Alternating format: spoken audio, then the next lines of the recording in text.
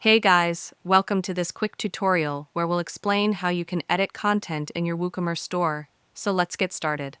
First, log into your WordPress dashboard. Now, depending on what you want to edit, like product descriptions, category text, or shop page content, WooCommerce gives you a few different options. Let's start with products. Go to products, then go to all products. Then click edit under any product. Here, you can update the product title, description, short description, price, images, and even add new categories or tags. After making changes, click Update, and your product content will be updated instantly on the live site. If you want to edit category content, go to Products, then Categories. Select a category, and you can change its name, slug, and description, then click Update.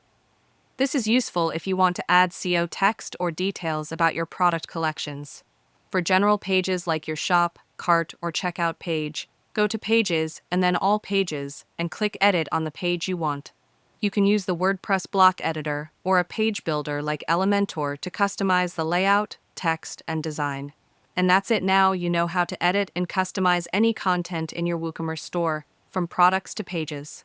If you found this video helpful, consider giving it a like and subscribe.